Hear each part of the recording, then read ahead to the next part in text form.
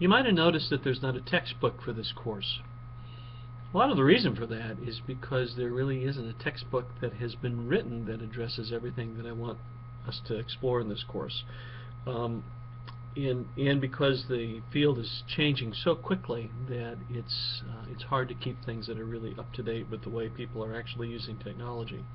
So what I'm doing in this course is drawing a lot from various sources. I'm drawing from readings, research reports, oftentimes surveys and polls that have been done, and some videos that address some of the topics that we'll be looking at this semester.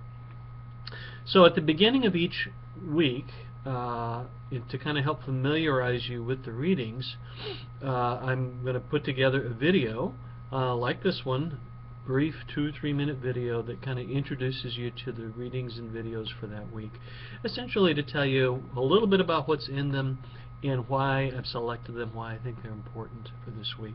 So my suggestion would be, before you jump into the readings and the videos for a given week that are going to you'll do your summary on, that you watch this video, because it may be helpful for you in terms of having an idea about why it was selected.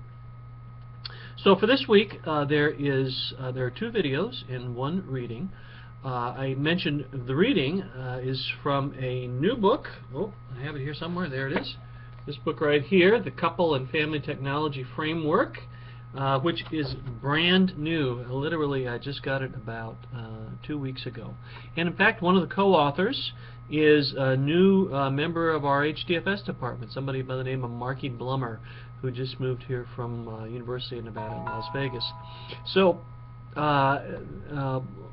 Catherine Hertline and Marky Blummer address this issue, a lot of it from the standpoint of a family therapist, but there are also some excellent chapters in there, particularly having to do with couple relationships.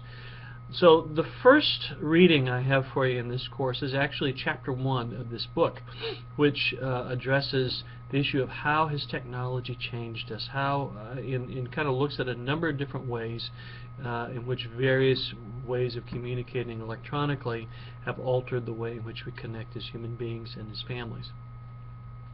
In addition, there are 2 videos.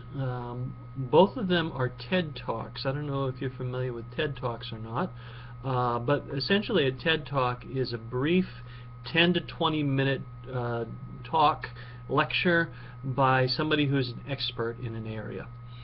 And this week we have 2 of them, both of which deal with this issue of, so how is technology changing the way in which we connect with other people? One is written by a sociologist named Broadbent, who takes the view that a lot of the changes that have been happening in terms of technological communication have really served to help us. They help draw us closer in our relationships with one another, particularly among a relatively small group of people, that we connect more with each other because of technology rather than feeling more distant. Shelley Turkle, on the other hand, takes an alternate view. She's a psychology professor at MIT and has been looking at this topic for a long time. Recently wrote a book called Alone Together, and her argument is that in many ways the technology that we have that enables us to communicate in a variety of different ways is having the effect of pulling us further apart from one another emotionally. So I'd like for you to take a look at these 2 TED Talks, read the chapter that I've assigned for this week, and then we can have some discussion about this as we get into it starting next Monday. Okay, looking forward to, and I'll see you online.